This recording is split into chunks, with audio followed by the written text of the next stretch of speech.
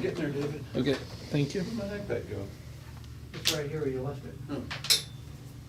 Speaking about forgetting things, Bob. All right, I pledge allegiance to the flag of the United States of America, to the republic for which it stands, one nation under God, indivisible, with liberty and justice for all. David, you want to do the prayer tonight? No. Bob, you want to do the prayer? Roger. What? Roger can do the prayer. We haven't done it for a while. Holy smoke, man. Well, I forget he's here. Yeah, I know, you always forget I'm here. You forget I'm in safety officer You're here too. just as much as I am, so. Lord, we thank you for being able to meet together tonight, and Lord, I just pray that you would just be, those who are not here tonight, that you would just keep them safe, and that you would just keep everybody safe that comes from this unit. Lord, I pray that you would be with our president, and that you would be with our Congress and our legislature, and that they would do what is wise and what is right. And Lord, I just thank you. In your name we pray, amen. Amen. Thank you, sir. That's awful. Let me get back to some information here. Welcome tonight. Next week is our safety night. The last meeting of the year will be next week, safety night. So tonight we're just going to talk about some general information, general things that we've done and we're going to do. So just bear with me. Last week we had Nighthawk, and one of the things about Nighthawk is traditionally we've started Nighthawk at 6 o'clock. Well, I got a lot of people that can't make it at 6 o'clock. So my question is should we change the time to 7 o'clock?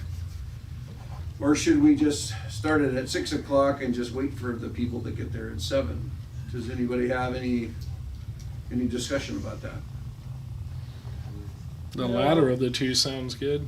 What's that? Keep it at 6 and wait for 7. Keep it at 6 and just hang out until 7? Yeah. I mean, I don't mind about that. If you got warm food. Most people don't mind 6:30 about would that. be better. What's that? If you had warm food, 6:30 would be better. Warm food? Yeah. Well, pizza only stays warm so long. Oh, well, it was, I thought it was pretty good pizza. Yeah, it was.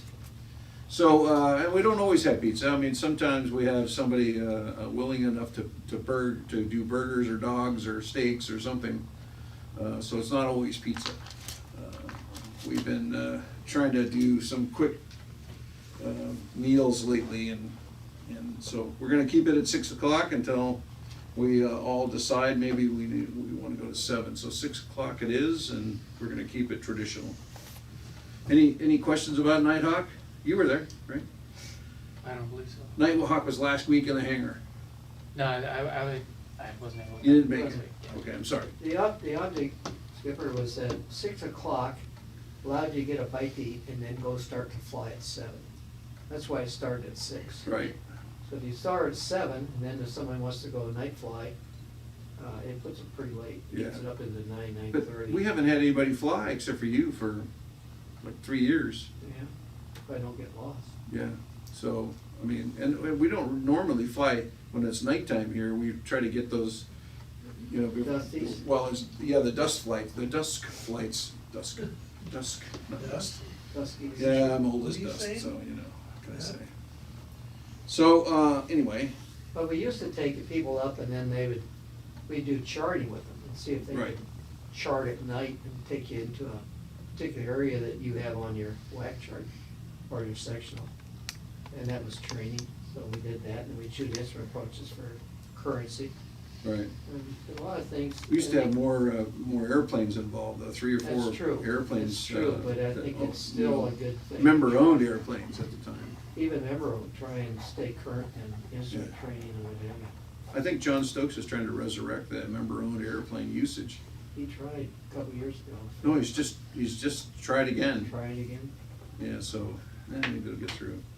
So just a piece of information, beware, I saw a skunk outside. I know that none of us want to get sprayed with it, so, and it's really dark outside, so be careful that he's out there somewhere. He was actually, when I saw him, he was about two hangar rows over.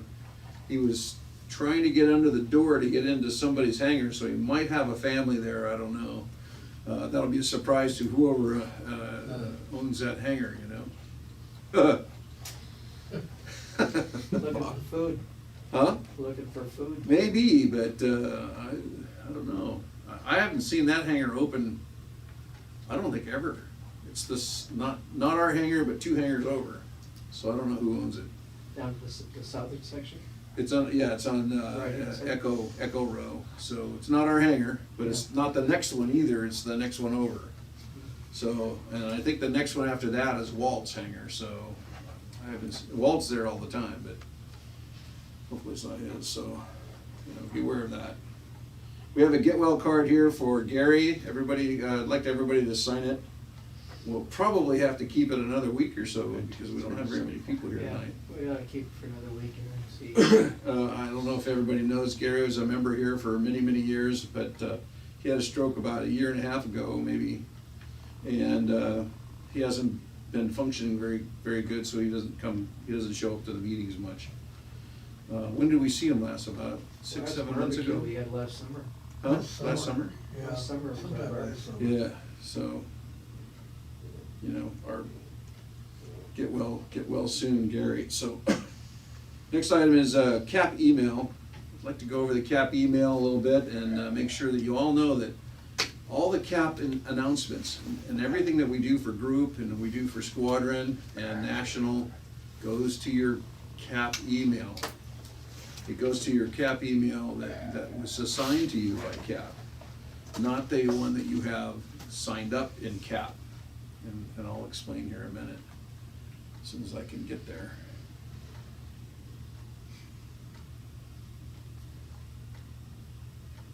We decided 395, 365, 395, whatever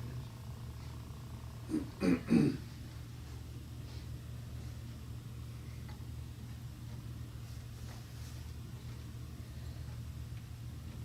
Keep forgetting how to start this up.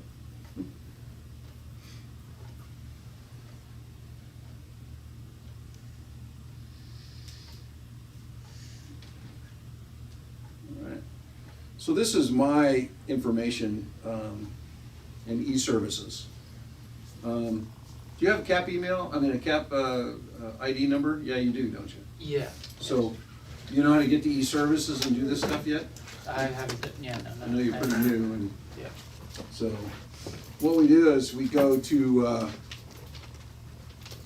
e-services. It's CAP nationalheadquarters.gov.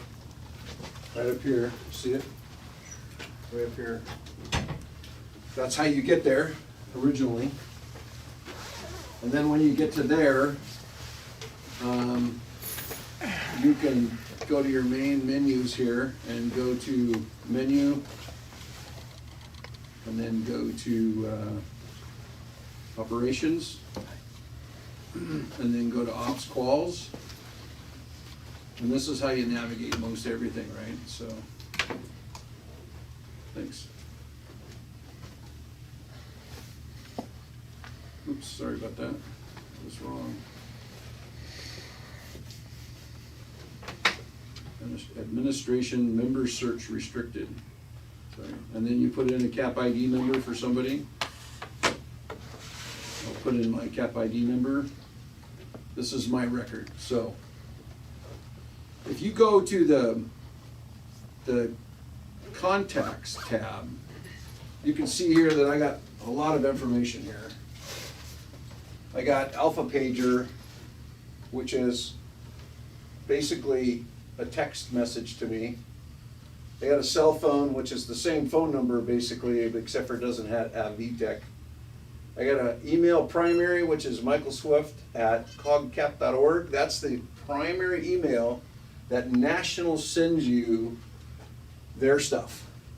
Not necessarily what I send, but National will send it to your primary email. Even if it's a Gmail account or something like that, they'll send it to you at that. I don't want you to have that as your primary, okay? See, you can go and put a secondary in there. This is my secondary, mswift@swifty.com. That's my company email, right? So put your primary in as cogcap.org and put your secondary in as wherever you want. And when National sends you something, they're gonna send it to this primary. And then anybody, any one of us can look at that record to find your other email and other information, your phone number, your home phone number, if you wanna put it in there. See, I got a home phone right here. It just happens to be my cell phone.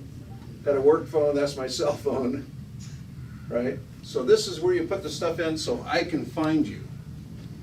Or anybody here in the squadron can find you. If they want to take you, say, hey, I got a plane ride going on, you want to go with me? This is how we find you, right? It's part of the records. You can only see in the squadron contacts until you become like somebody like Ben or myself. We're in group. Now we can see the group people, we can see everybody in group. And we can see our squadron. So, I want you to take some time and find this, and put all the information in as much as you can so we can all find you when we need to, right?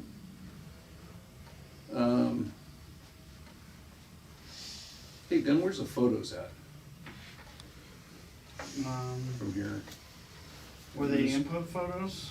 Yeah, I just want to show them. I think it's in here it is. admin. Photo admin, photo upload. Yeah. Okay, so go to that same place again. Here's your main menu. Go to menu, administration, and then go to photo upload. Take a photo with your cell phone, do a nice selfie. Here's the rules to the right over here, I believe. Right, your photo has to be displayed in such a certain manner. That actually shows me 100 years older than I really am, but at least it shows me.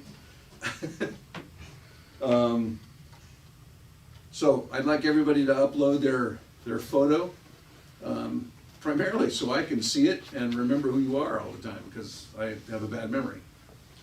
Other people can look you up to find out what you look like as well in the squadron, right?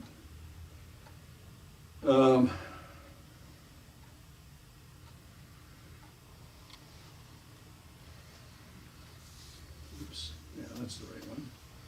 So see, I can see everybody's picture, or you can see everybody's picture. This must be group. Yeah, it is. Here's squadron. So here's the squadron pictures. Everybody that's on our squadron, here's a picture of people that have them uploaded, but you're not all in there. The new guys haven't done this and or don't know how to do this.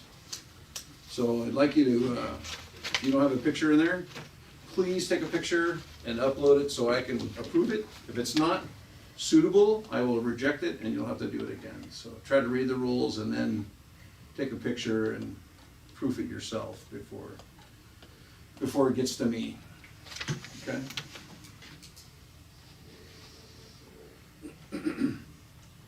We have scanner training coming up. Oops.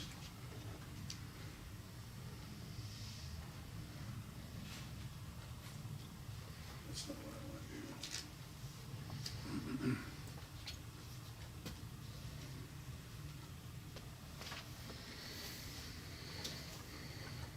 to do. We also have our own Group 3 mission coming up. So this is Mission Scanner School. Are you the administrator of this website too? No. This is Roy then, huh? Yep. Okay, so this is on the CAP email. Remember the CAP. It's your name, it's your first name, dot, your second name, at cogcap.org, right? Almost always. Unless there's somebody with the same exact name as you, and I don't know how they do that. They probably put some numbers in there or something like that. I'll put a number in there. Yeah. So, when Roy sends out, he does it on the group, at the group level. So if you're in a Group 3, which you are if you're a member of the squadron right here, he sends it to all seniors to Group 3. This is an invitation to the scanner school, right? This is the link, and when you do that link, it has a series of questions that he wants to know. So he can put it on a spreadsheet and he'll know who he's dealing with, right? What credentials you have and things like that. Scanner is a position that you have to satisfy Terry Pratt, and then Terry Pratt will endorse you and back you up and help you get your training. It's kind of like he wants to see if you're serious about CAP, and this is a step to that direction. He can't make you do it, but scanner is a very important, it's something that's required It is required for mission pilot. for mission pilot, but it isn't for just going and being a mission observer, right? It's required for being a mission observer as well. As well, okay, so Just not required to get a Form 5. to get a Form 5 and or ride in the airplane in the back seat, so. But we want you to get the mission scanner credentials, so if you need to know how to do that, go to this school. This is a nice school. It's gonna be here at Squadron 5.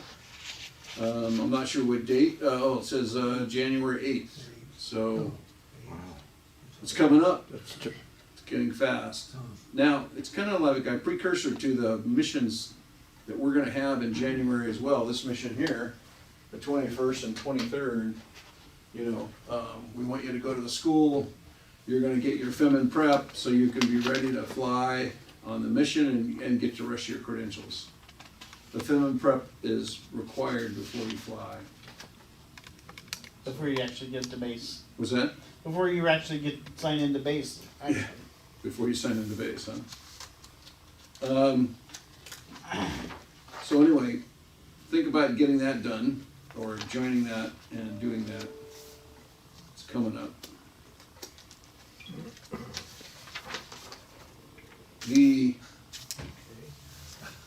What's that? The SARX is coming up, and Ben sent this out just a few days ago. He's asking for base staff, right? First, Yes. and then there'll be another email later that's gonna be asking for air crew. So base staff. It takes this many people to run a SARX or a mission, right? Now, some people can take 2 slots or 3 slots, so you can have 6 people do all of those slots, or you can have 1 each of each one of those people do those slots. It all depends on what credentials you have and what you can handle. So the bigger the mission, the more people we need to run it efficiently and quickly. So anyway, so you can train for any of these. I recommend starting MSA. That's a good one to start with. MRO is a good one to start with. But you need your eye cut for your MR to do Yeah, your you need an eye cut for that. Now, I just finished the eye cut with Mike Hubman back there. Mike and I have done some individual training on Saturdays and Sundays and night times to get them up to par. And I'll do that for any of our members, so just make sure you need to get some special attention, let me know.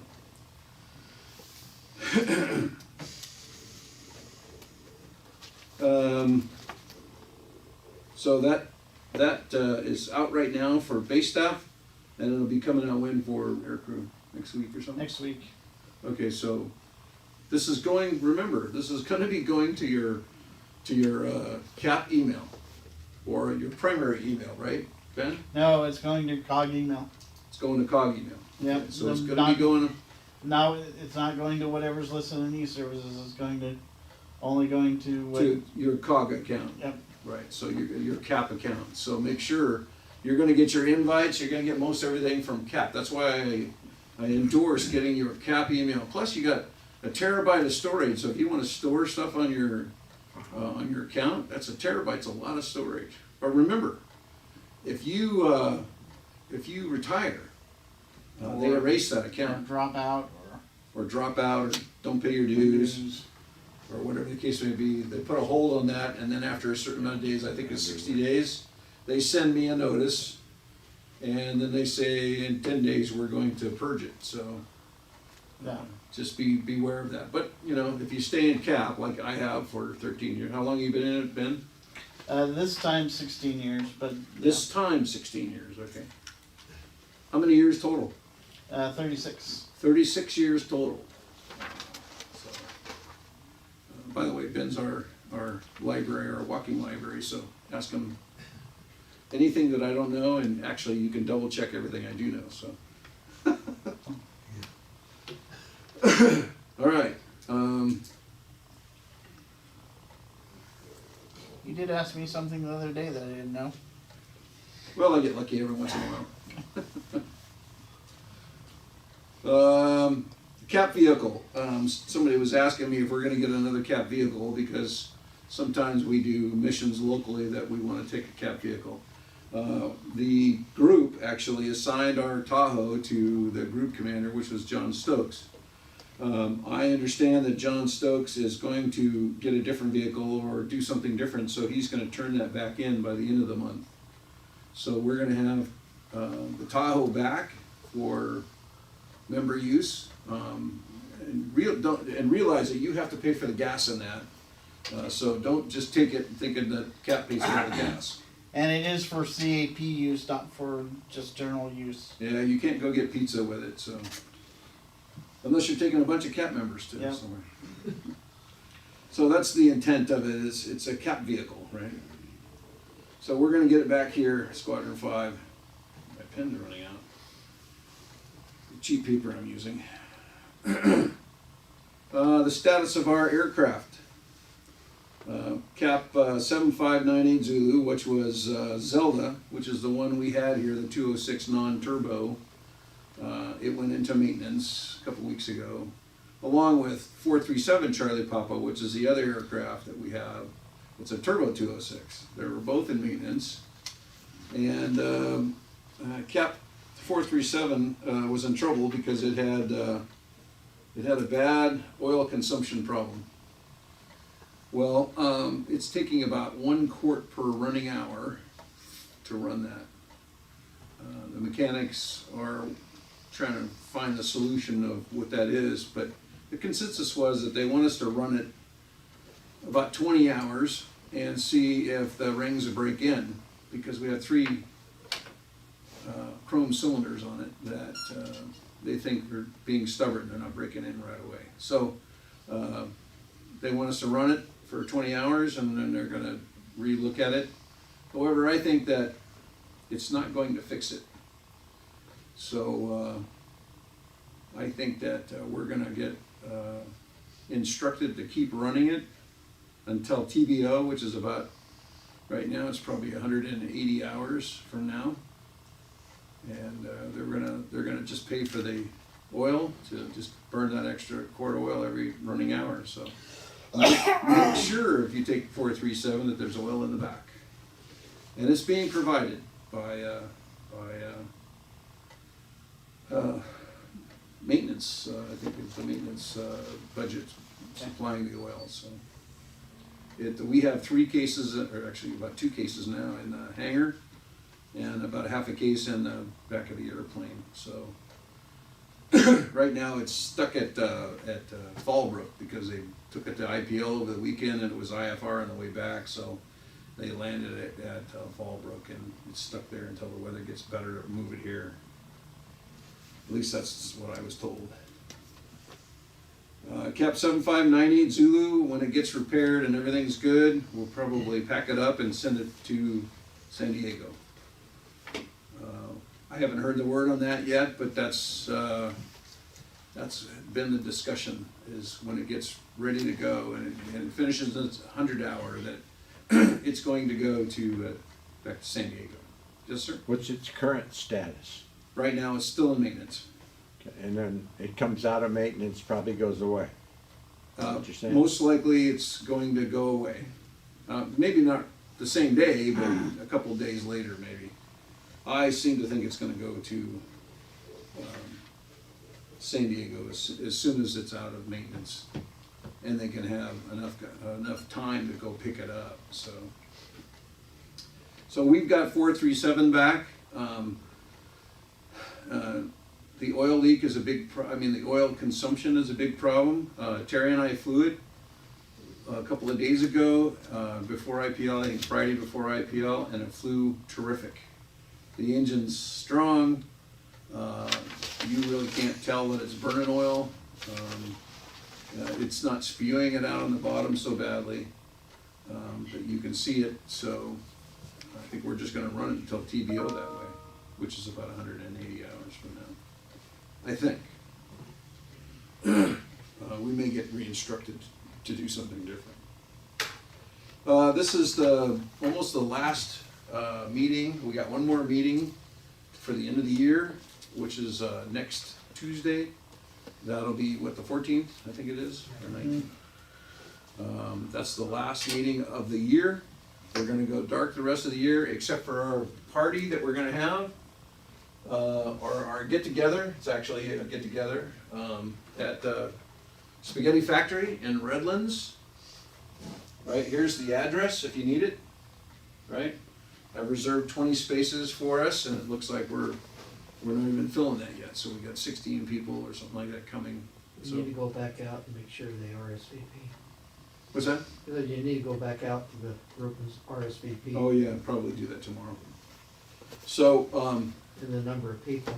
It's at the I-10 in Alabama turnoff. right, So when you get the off-ramp, going eastbound on the I-10, make a right. you can see it At from the the freeway, signal, make right? another right, you go about 300 feet on the left-hand side is the, You can see it from the Factory, freeway yeah. directly. Yeah. used to be Marie calendars.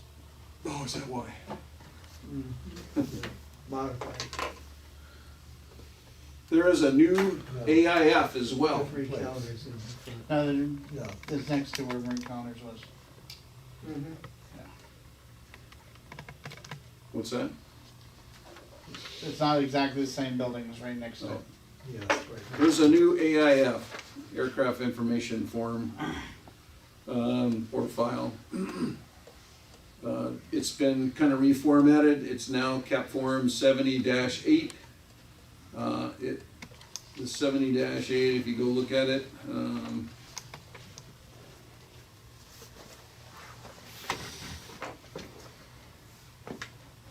see if I can get that. Okay. So you gotta go to forms, you gotta go to national, you gotta go to forms, and then you look up 70-8. If you can find it, if I could read. My eyes are blurry, by the way.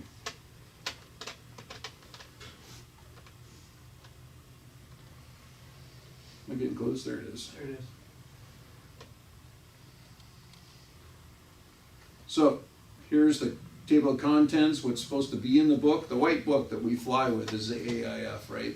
It has to be filled out after every flight. There's pages in there, and I'll show you where they are in here. This is how the book is organized. So Lon is the guy that takes care of this. So he may be recreating the book or fixing it or adapting it or updating it, but he'll put all the new forms in. It has an aircraft information file. This is on the front of the book. This gets filled out automatically by National. All you have to do is you got to go to the right place, and I'll show you where that is in a minute. And all the times, and you check this form before you fly every time. This tells you if the airplane is ready to fly and how many hours till you have to come back and do something with it, right? This is a grounded do not fly tag. It's generally on red paper. I made a bunch of these and I've laminated them and I put them in the aircraft. So if anything's wrong with the aircraft, you take that out of the AIF book, you put it on the front seat, lay it on the front seat, so when you open the door, it's there and everybody knows that the aircraft is grounded. So if you know, you know. And sometimes if the aircraft is grounded and you don't tell anybody, somebody jumps in it and starts to fly it because they don't know what's wrong with it, unless you squawk that, and you're supposed to squawk it after every flight. So we'll probably do a special session on squawking it. Here's your administrative pre-flight checklist. There's going to be handy names and addresses in there, or names and phone numbers.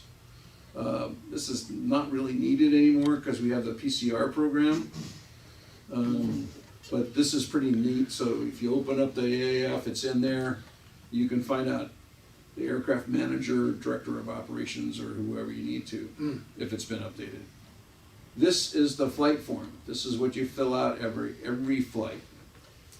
One of these sections gets filled out for every flight, right? So you're supposed to put in here, it looks like they've added a bunch of stuff since the last time. So looks like tire pressure they want you to check, nose pressure, left main, right main. They want you to check that every time you fly. Here's your last name, first name, and then your passengers were in there. Doesn't look like they're in there anymore. But here's your mission number, sortie number, symbol, profile, month and day, FRO, which is flight release officer. Mainly I do that. Ben has permission to do flight release officer as well. And you don't have to use either one of us. You can get on e-services and find, or Wimmers and find a flight release officer you know, but somebody has to release your flight. So this gets filled out after every flight. Yes, sir. Yes, is that, let's say you visit an airport, take off again, and come back here. Remember, every time that your propeller stops, Okay, got it. okay, that's the end of your sortie.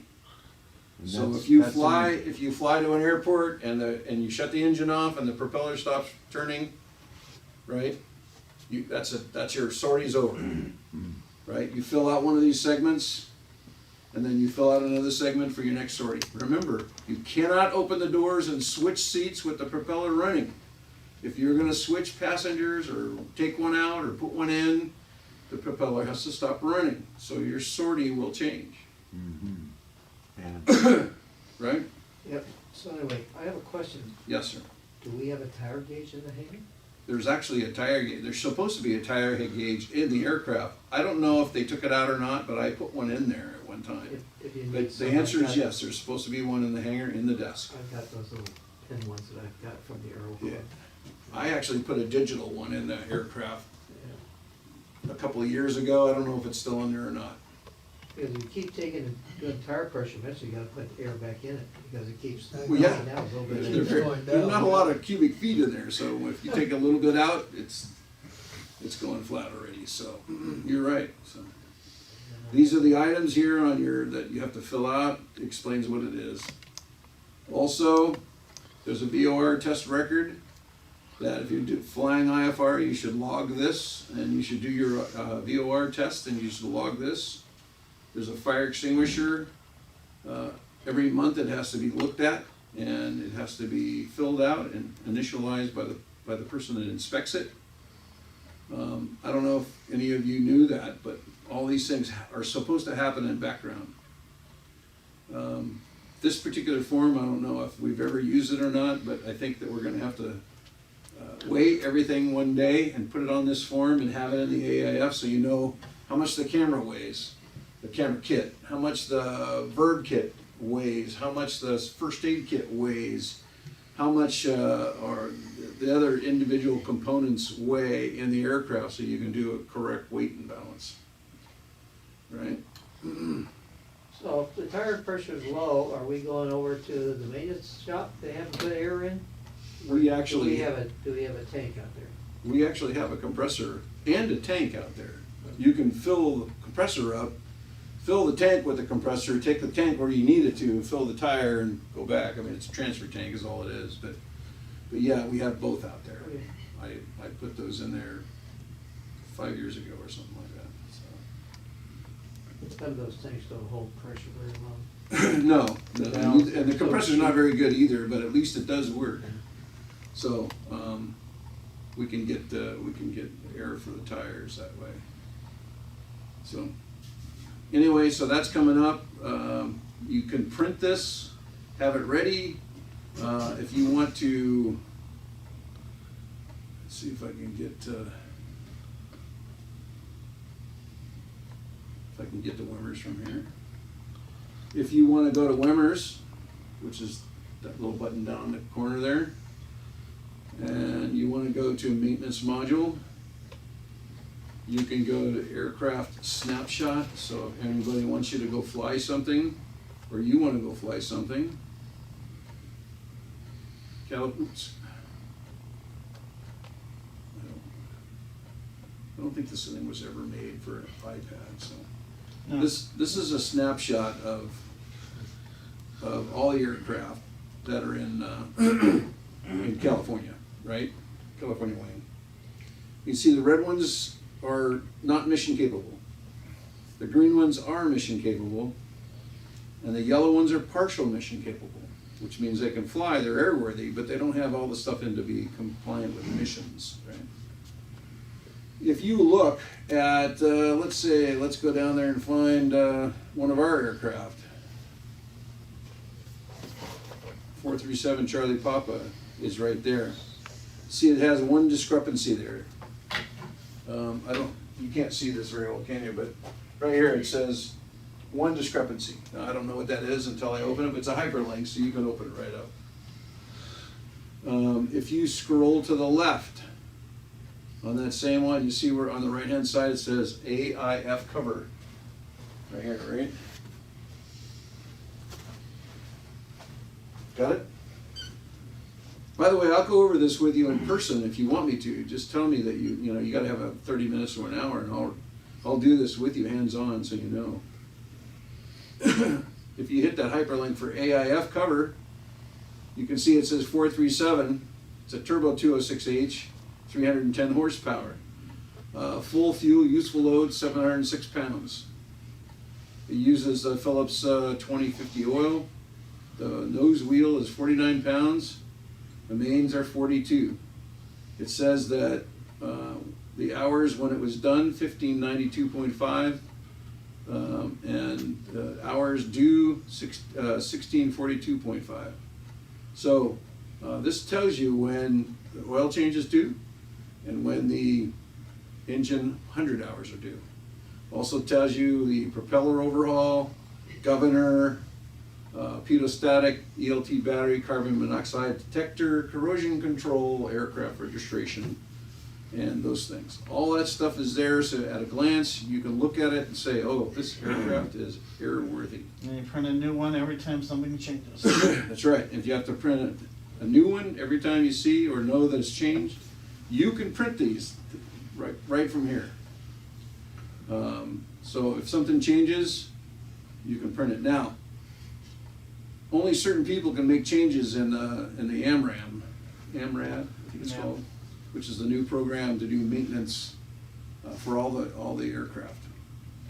I'm one of the persons that can make a change in the AMRAD, I can't. and Lon is another person that can do it. So from our squadron, Gary Cinnamon, which is the wing maintenance officer, he can do it. But basically, if these numbers don't look right, you can't fly the aircraft until somebody fixes them and you print a new sheet.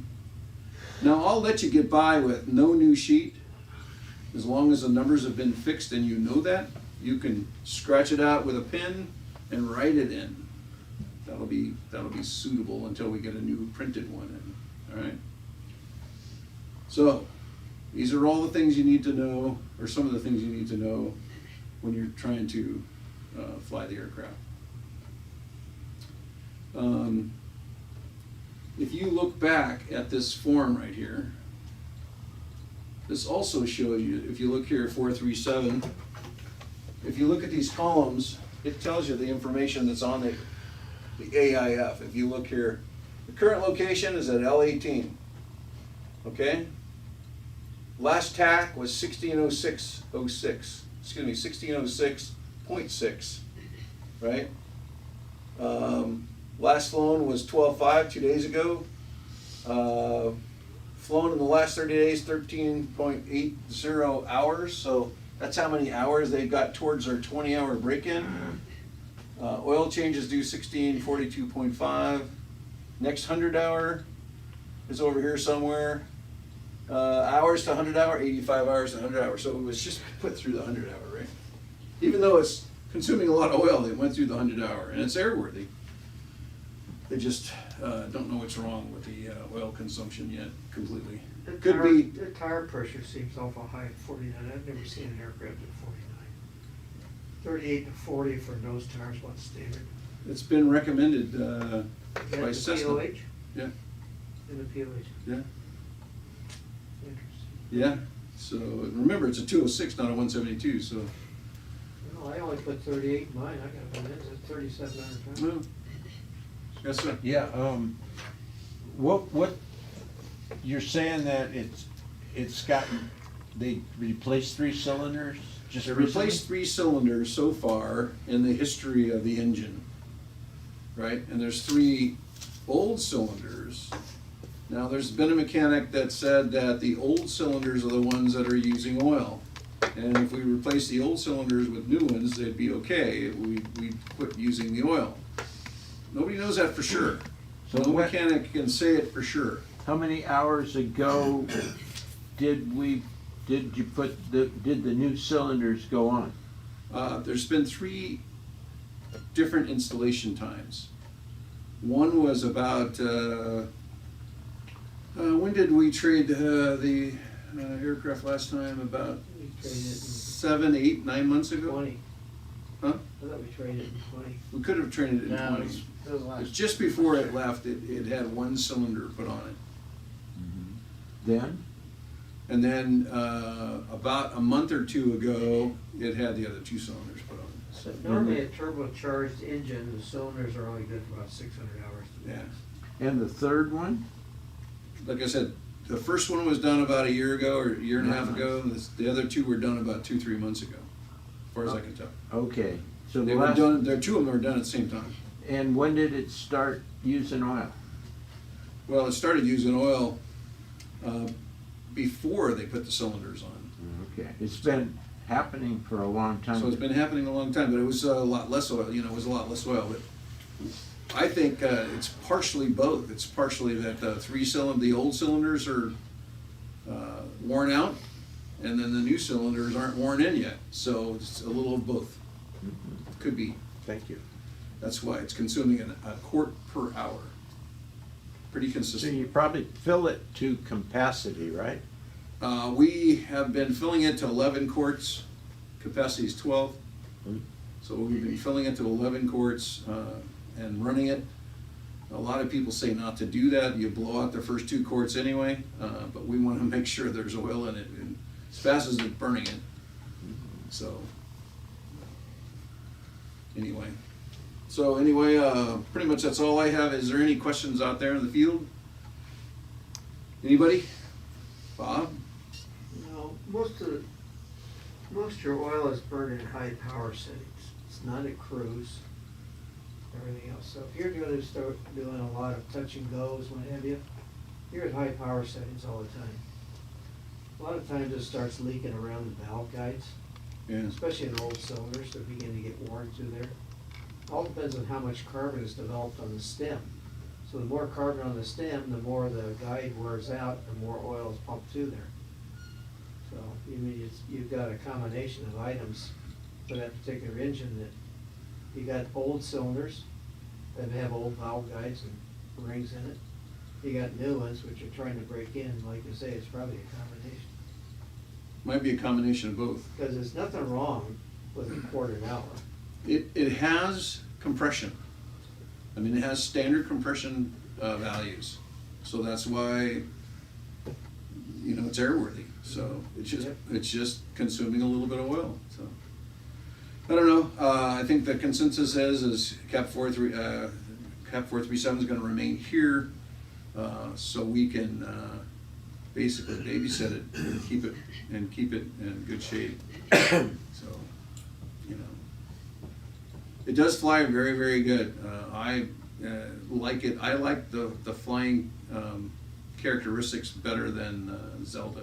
And Zelda flies really well because it's got a new engine. So, you know, it's just that I like the electronics in Cap 437 much better. Easier to easier to flight plan, easier to correct. It's a G1000 environment, if you guys don't know. So, are you guys gonna be getting, are you on your way for Form 5? You're gonna be flying our aircraft? Is that what your goal is here? Yeah. Okay, so, all this information is good for you. Can you make a typical flight with 4 people in it these days? Can you make a typical flight with 4 people in it and what? These days? With all the gear in the back and everything? Well, it all depends on how How much big the fuel people you are. put in and how heavy the people And how are. much fuel you have when you start. But generally speaking, that's the question. Depends on gross weight. Yeah, Whole depends on thing's gross based weight. on gross weight, not how many So- people. We have a standard fuel that we keep it at. It's not full. But Cap 437 was always, I think it's 70 gallons, could be 65, but total, right? It'll hold, I think, 92. Mhm. But we keep it at I think 75 or 80. Because we can put an extra person in there, right? It'll weight and balance out. Now, there was a little scuttlebutt just a little while ago about adding 200 pounds to that. Well, some very smart members got together with the books and found out that there's an STC available to add 200 pounds to our aircraft payload. However, there's a fee to that, and the fee has not been paid, so therefore, we can't upgrade that. Now, it's like an $8,000 fee, right? But it's not just paperwork. You get a new airspeed indicator that's got correct markings for the new weight. You get the standby gauge, the standby airspeed as the markings change. The G1000 environment has to be reprogrammed with the new V speeds. It's a lot of work to get it. That's why the STC is $8,000 or somewhere in there. It could be more, it could be less, but I just rounded it at $8,000. However, last year they were flight planning with that extra 200-pound value, thinking that we already complied with that, and like I said, a couple of smart members got together and retrained us all, and all the weight and balances should have been changed now. Even the flight should be changed to the correct values now. So there was a couple aircraft in wing that they thought they could do that with, but so it's good to jump right in there, and it flies. It's safe, but it's not correct. So we shouldn't be flying it that way. We shouldn't be training people that. So anyway, any other questions? David, any news on the drones front at all? Well, that keeps changing quite a bit, and they're trying to pass all of these different little laws or being aware of what's going on. Yeah, I can't keep up. Yeah, and it seems like it's every month they have something new. Something new? Right. Yeah. So I'm not sure what the current things are, but other than you do have a test that you need to pass before you fly, even if it's doesn't have to be a drone, it could be any radio controlled aircraft of any weight. What's the name of that test? It's like SMART or something like that. It's on the FAA What, website. smart test? Yeah. Really? Yep. That leaves me out. All right, yeah, the drone, we have a drone program, and, you know, none of us, except for David, has really a lot of experience in it. I tried to do some stuff on it, but I got sidetracked. So, health-wise, so I haven't been doing much. I would recommend that you cycle your batteries a couple of times now, since Yeah. it's been a year. I've charged them once, so, You probably do in the too. last year, I've charged them once. Just let it hover in your backyard or what have you. Yeah, hover in my living room, Yeah. like I did last time. Yeah. Gotta pick up my jacket and move it to a different room, so. Are you a visitor? Well, old remember I came for the last one was the I told you I have a bad memory, didn't That's I? okay. Didn't I tell you that? Okay. But yeah, Just making sure you remember, so, Yeah, I was here for the night, for the Nighthawk. Nighthawk, Right. and then number 2 today. So Great, one more and you're on your way. Re-official, yeah. Are you gonna come to the Christmas thing? Yeah. I You're think very so. welcome. Yeah, I'll, The Christmas thing is an à la carte, I mean, you pay for what you eat, it's, Yeah. everybody gets a separate ticket, everybody tips separately, Yeah. so, We had a good time. I might make an appearance. it's been very pleasant the last few times we went there, I thought. We have a big long table and we yell at each other down the table, so it's kind of fun, kind of interesting. We don't throw spaghetti at each other, that's one thing. Yeah, we don't throw spaghetti. Well, that was, that's that not a was the bad other side. table that we did that. And the butter? Yeah, yeah. So, just so you guys know, I mean, there's other things in the Wimmers. This is Wimmers, and you can go to reports. Like if you want to find out who flew the aircraft last, you go to aircraft log. You put in our tail number here, right? So 437 Charlie Papa for December, and make sure you check this box right here. This is all flights that have been planned, even if they're not flown yet. So this will show you. And you say get log, and you can see all the last people that flew this aircraft. And you can see exactly where it's at. Because it landed at L-18, and it hasn't come from L-18 to here, which is the last planned flight down here. You see it here? So Redmond flew it to L-18 right here, and he was going to fly it back to RAL, but the weather stopped him. So there's zeros there, and that's why there's zeros. It's because it hasn't been flown that particular sortie yet. There's a lot of information I can find. It's kind of spread out in different places, but I can find just about anything I need to know about where the aircraft is and why. I hate to come down to the airport to do a mission. You get a call at 8 o'clock at night, and you get all ready to go, and you get your flight bag and you drive down here at 8 o'clock or 9 o'clock at night, and you open the hangar and the airplane's gone. That's happened to me like 3 times.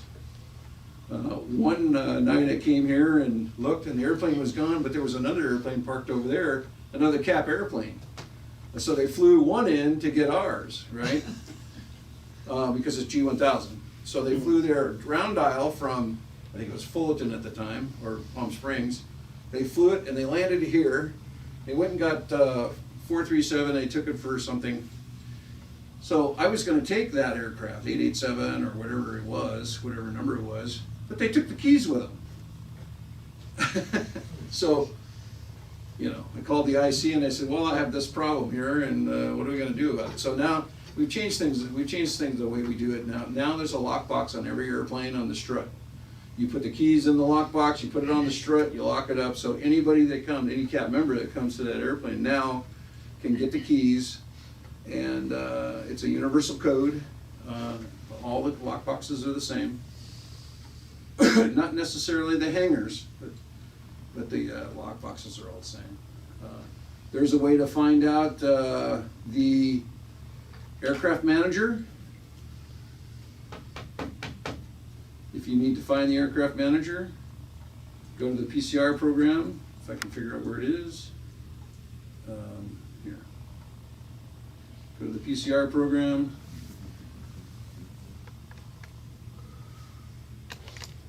Log in to your CAP account. Do your CAP password.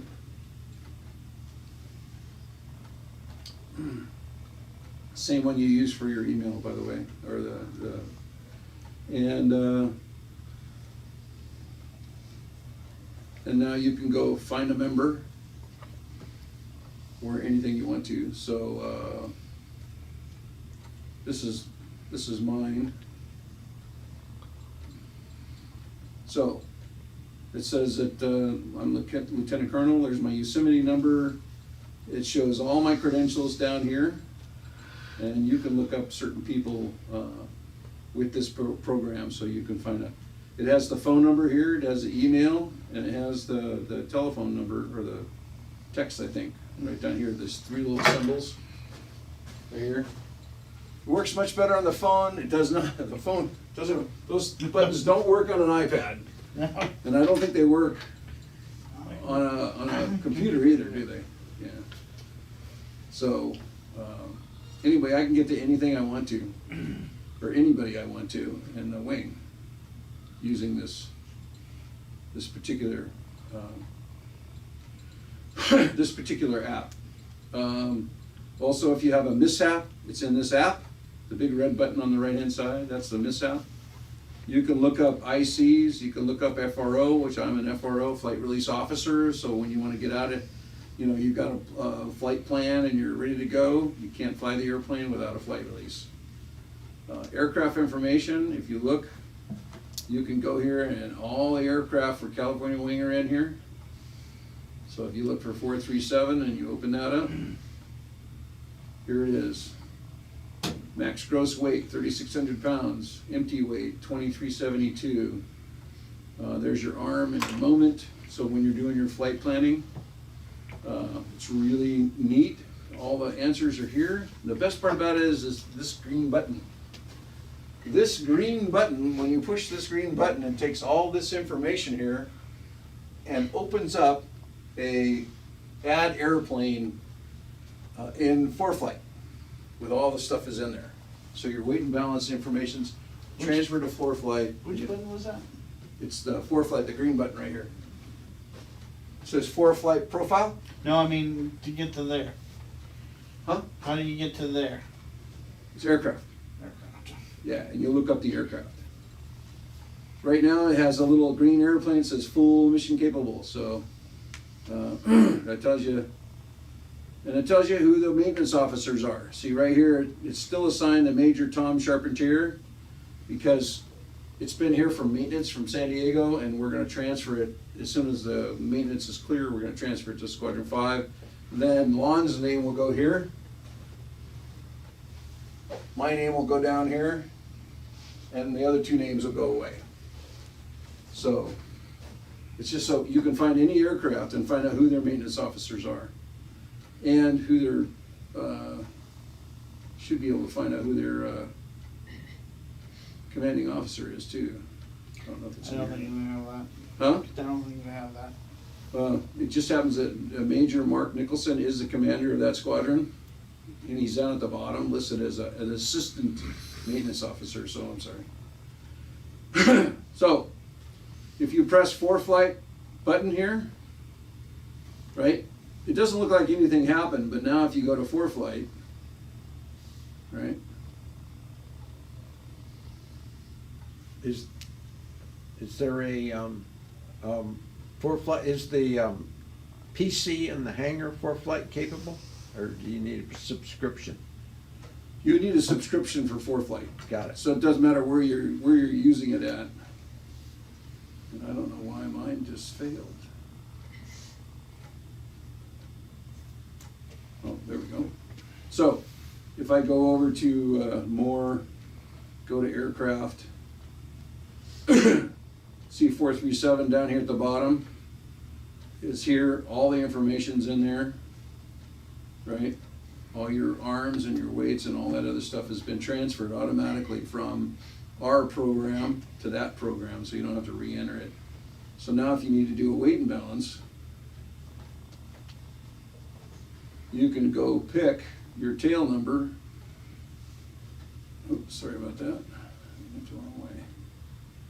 Pick the tail number you need.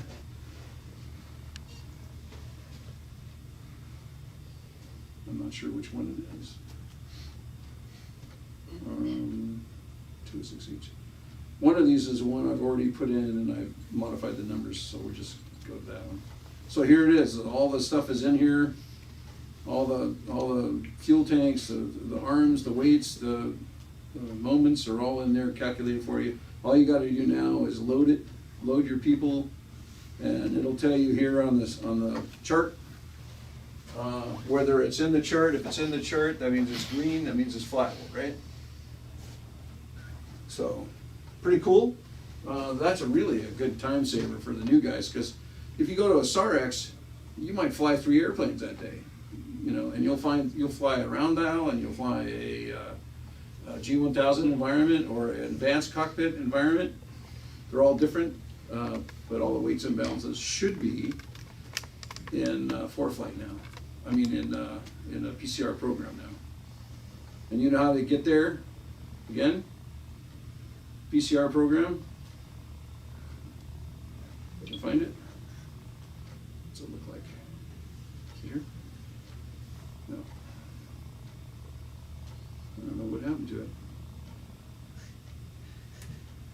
Probably erased it. You know, I do so much stuff, it's surprising that I can find There it is, anything top. anymore. Huh? Back up. Back up, it's on there? On the top there. Here it is, yep. Top, right-hand side, PCM, PM, PCRM's A. Anyway.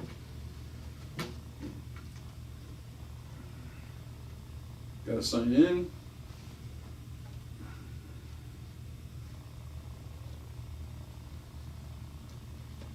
And one of our ex-commanders built this program with a consortium of programmers. And this is great. This has been a great program, just a great program. I'm glad that he took the time to do it. So, any questions? Remember, please ask me if I go too fast and you can't remember. Just pull me aside after the meeting, or I can even meet you here on a Saturday, and we can get some special training and clarify anything you need to clarify. Other than that, it's 8:05 and the meeting is adjourned. Can you go back 10 pages? Sure.